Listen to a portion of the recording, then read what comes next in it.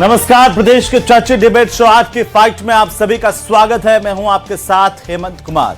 कांग्रेस ने केंद्र सरकार द्वारा मनरेगा को बदलकर लाए गए नए कानून विकसित भारत गारंटी फॉर रोजगार इन आजीविका मिशन पर कई गंभीर आपत्तियां जताई हैं। पार्टी ने इसे काला कानून बताते हुए 8 जनवरी 2026 से इसके खिलाफ राष्ट्रव्यापी मनरेगा बचाओ संग्राम शुरू किया है। इधर सीएम भजनलाल शर्मा ने कहा कि कांग्रेस के कमजोर प्रशासन और भ्रष्टाचार के चलते मनरेगा अपने उद्देश्यों में सफल नहीं हो पा रही थी और इसीलिए केंद्र सरकार वीबीजी रामजी अधिनियम 2025 लेकर के आई है। मुख्यमंत्री भजनलाल शर्मा क्या कुछ कह रहे हैं वो भी देखते हैं और एक रिपोर्ट देखिए।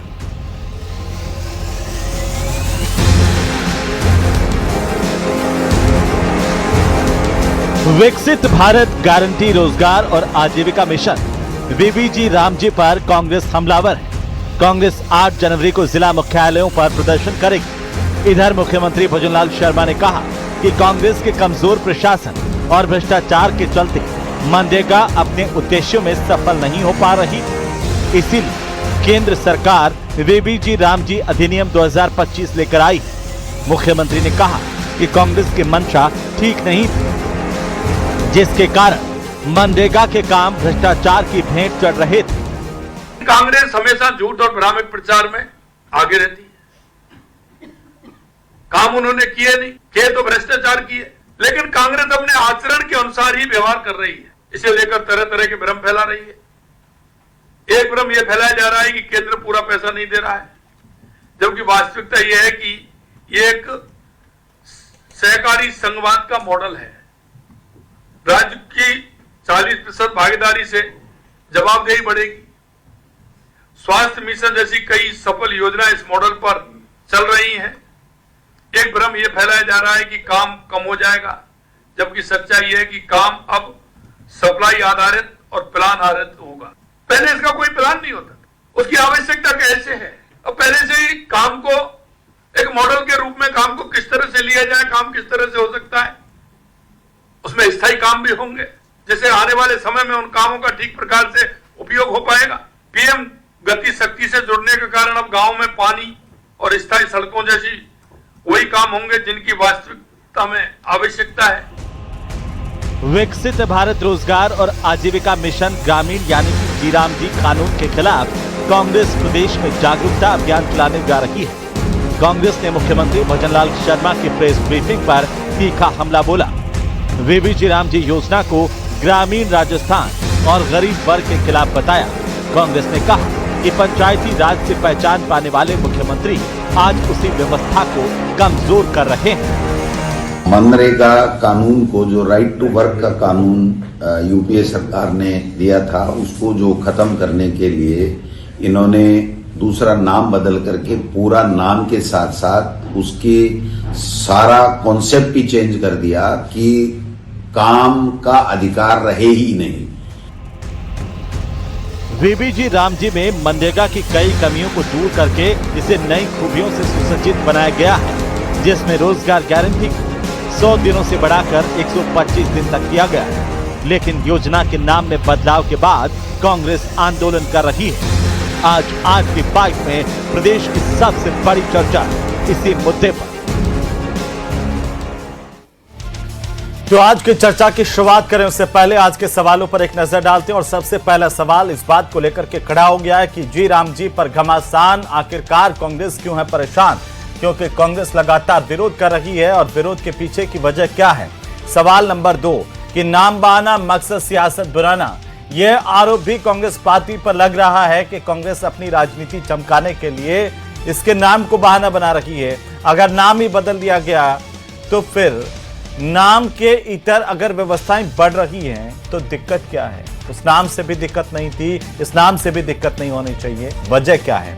सवाल नंबर 3 मनरेगा की कमियां हुई दूर, क्या फायदा होगा भरपूर। जो तर्क है सरकार का कि मनरेगा में जो गलतियां थी, कमियां थी, उनको जी रामजी कानून के जरिए दूर कर दिया गया, तो क्या लोगों को इसका फायदा मिलेगा, यह भी अपने आप में बहुत महत्वपूर्ण सवाल है। आज इस पर भी चर्चा करेंगे और चूंकि हमारे साथ आज की चर्चा के लिए खास मेहमान जुड़ चुके हैं, मैं परिचय करवा दूं।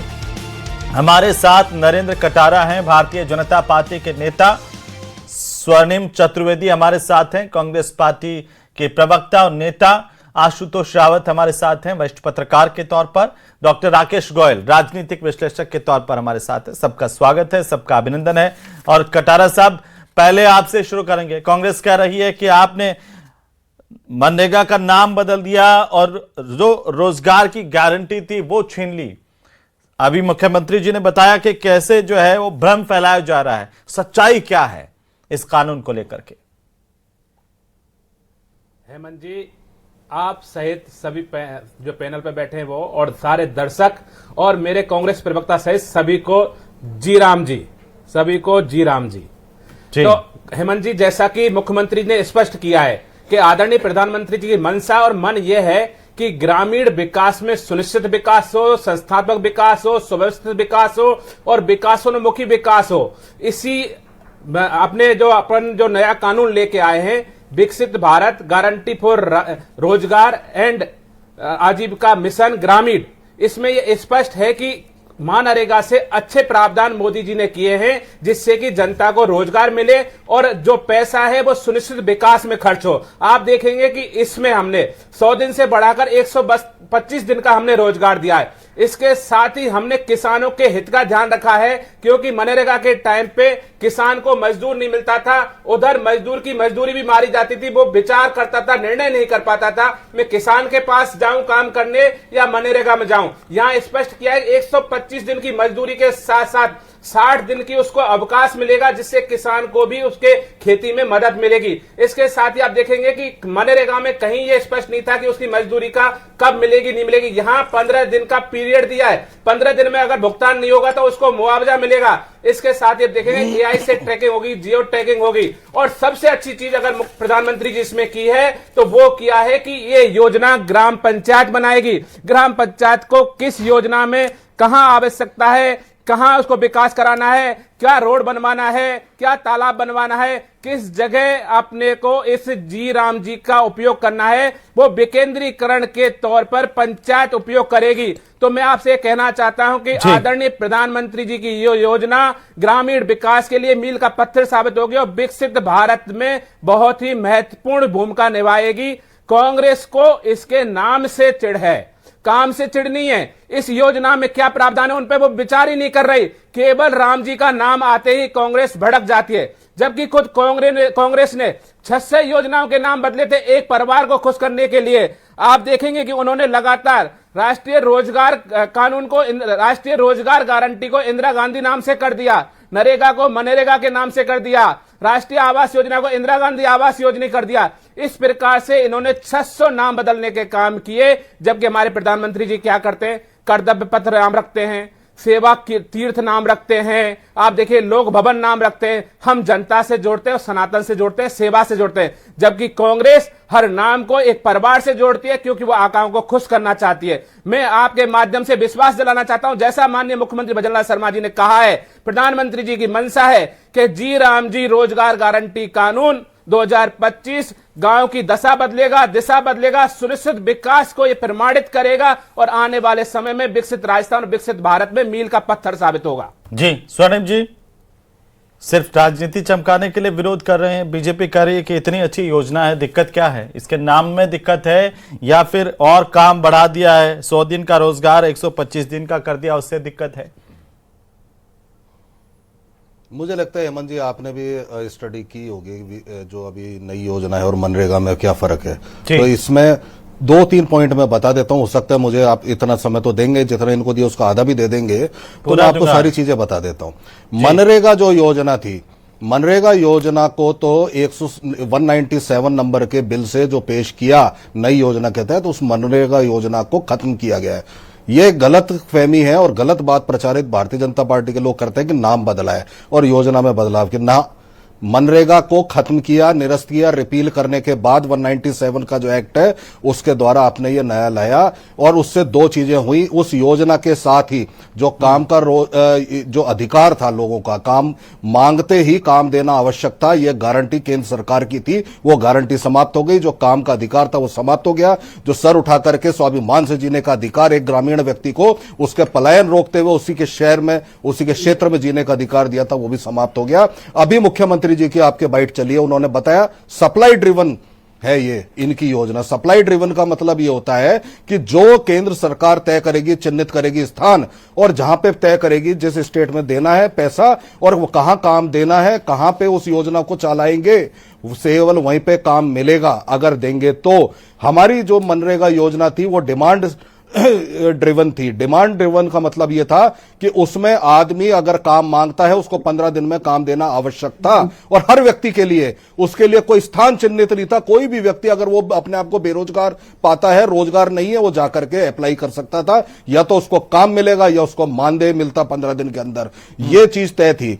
आज बार बार मैं ये बातें सुन रहा हूं कि बहुत बढ़िया योजना है, तो भैया इसमें गारंटी कहां है कि उस हर व्यक्ति, कोई भी व्यक्ति काम मांग सकता है, उसको मिलेगा ही मिलेगा? क्या केंद्र सरकार नहीं चिन्हित करेगी? इसमें तो यही है एक्ट में कि चिन्हित करेगी कौन सी डिस्ट्रिक्ट में कौन सा काम, किस सेक्टर का और किस स्टेट के लिए। जब वो एलोकेट करेंगे अगर, तो फिर वहां पे योजना बनेगी और योजना के तहत काम होगा। ये सब तो अधिकार जो था वो तो समाप्त करने का काम ही हो गया इस योजना से। अब होगा क्या इसमें? जो भी कार्य केंद्र सरकार देना चाहे जिस स्टेट में, वो चिन्हित करेंगे, यानी कि उनके पसंद का स्टेट है तो दो, नहीं है तो मत दो।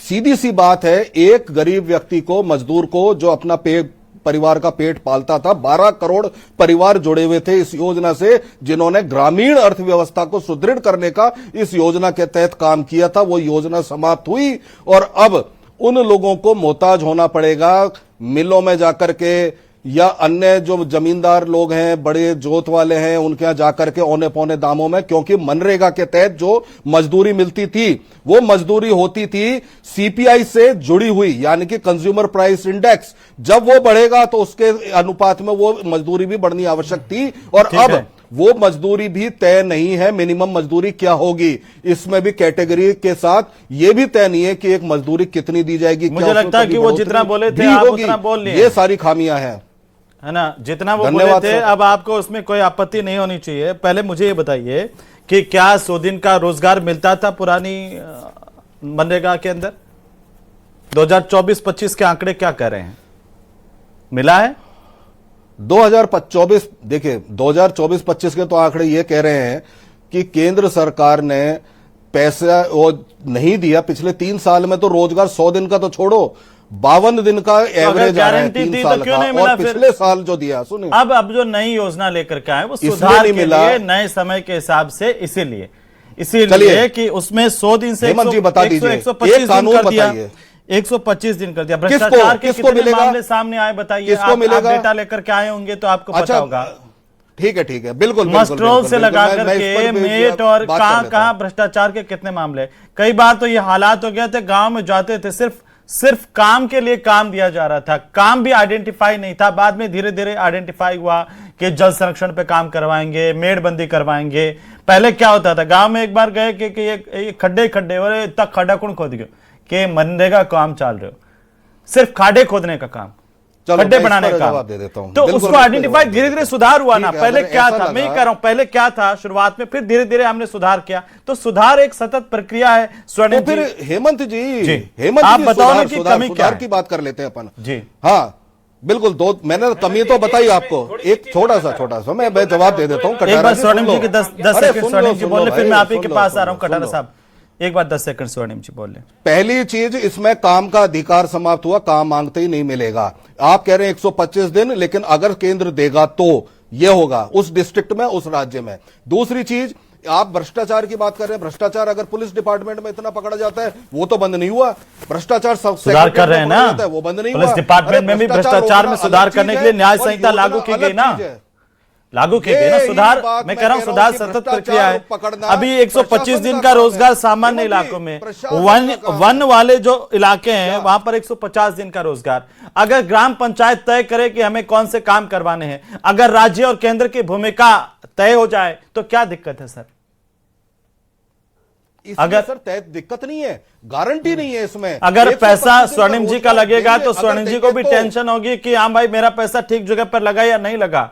नहीं तो कटारा जी के पैसे से अगर आपका काम चल रहा है तो आप कहेंगे ठीक है, कटारा जी से तो हर महीने लेते ही रहेंगे, वो कहां लग रहा है फिर आपको भी नहीं पता। ऐसा जिस राज्य ने, राजस्थान जैसे राज्य ने तनख्वाह देने के लिए अभी कर्ज लिया है, क्या वो 40% देने की स्थिति में है? क्या राजस्थान जैसा स्टेट, यूपी बिहार जैसे स्टेट इस स्थिति में है जो पूरी तरह से निर्भर है केंद्र से मिलने वाली जीएसटी के अपने हिस्से पर?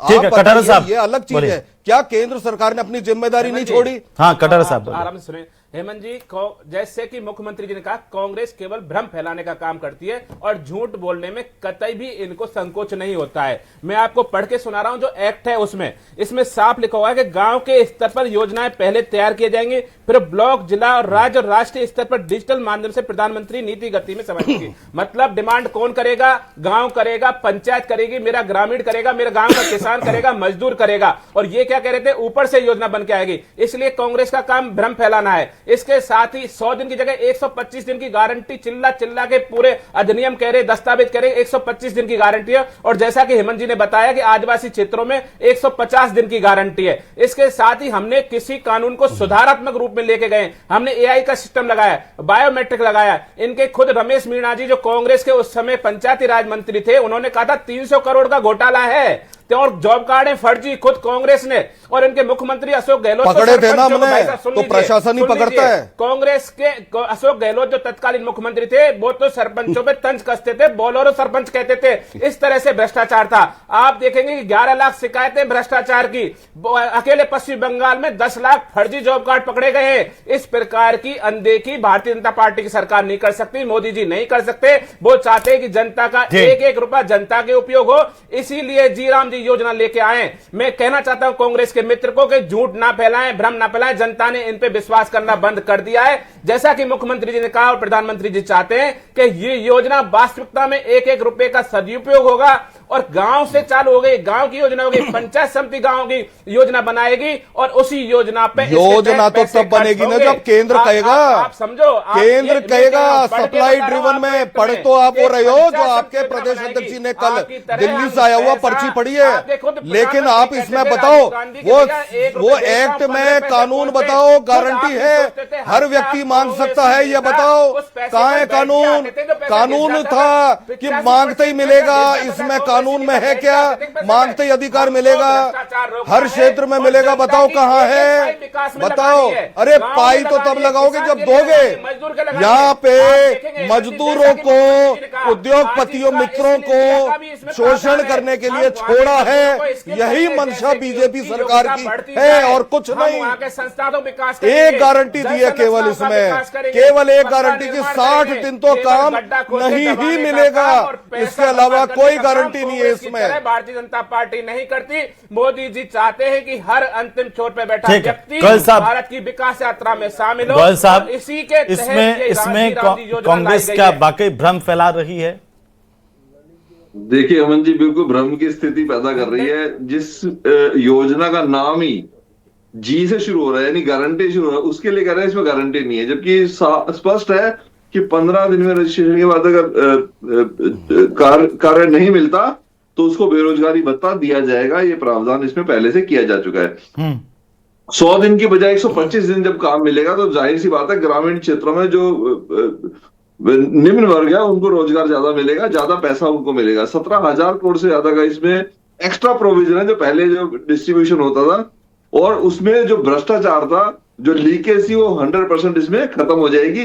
पहले हमने देखा नरेगा को हमने भी फोकस किया, गांव में सरपंच या और प्रभावशाली लोग फर्जी कार्ड बनाते थे, कार्य नहीं होता था, जेसीबी से रेनिकेट बनवा दिया, खुदाई करवा दी और उसमें 30 दिन का उनसे जो पैसा आया उसमें से आधा आधा या 60-40 कोई भी रेशो में डिस्ट्रीब्यूट कर लिया।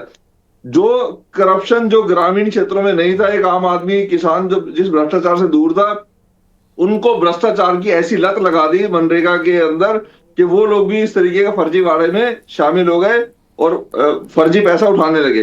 अब क्योंकि बायोमेट्रिक आधारित होगा और ट्रांसपेरेंसी होगी, राज्य की भी जिम्मेदारी रहेगी, केंद्र की भी जिम्मेदारी रहेगी, दोनों का कंट्रीब्यूशन रहेगा, तो इसमें इस तरीके की गलत जो हरकतें हैं, जो भ्रष्टाचार की हरकतें हैं, वो नहीं होंगी। ग्रामीण क्षेत्रों का विकास होगा और विकसित भारत को अगर वाकई में विकसित भारत में बनाना है तो ग्रामीण क्षेत्रों का उद्धार बहुत जरूरी है, क्योंकि ग्रामीण क्षेत्र ऐसा होता है जो कि छुआ रह जाता है कहीं ना कहीं उस दौड़ में, शहरीकरण की दौड़ से पीछे रह जाता है, पिछड़ा एरिया रह जाता है और लोगों को ज्यादा मौके भी नहीं होते रोजगार के। और जब विकसित भारत तभी बनेगा जब ग्रामीण क्षेत्रों की हालत, दशा दिशा सुधरेगी, देश का विकास होगा, क्षेत्र का विकास होगा, प्रदेश का विकास होगा। तो मुझे लगता है कांग्रेस इस भ्रम को लगातार फैला रही है, पर इसमें कहीं सफल नहीं होगी, क्योंकि गणित बहुत सिंपल है। 100 दिन 125 दिन से कम होते हैं। जिसको 125 दिन पैसा मिलेगा उसको जाहिर सी बात है उसकी इकोनॉमिक जो हालत है, आर्थिक स्थिति है, वो बेहतर होगी पहले जी। आशुतोष जी कैसे देख रहे हैं आप इसे, विकसित भारत का जो लक्ष्य है उस पर मैं आ रहा हूं सर। स्वर्णिम जी एक आशुतोष जी की टिप्पणी ले लूं। आशुतोष जी कैसे देखते हैं?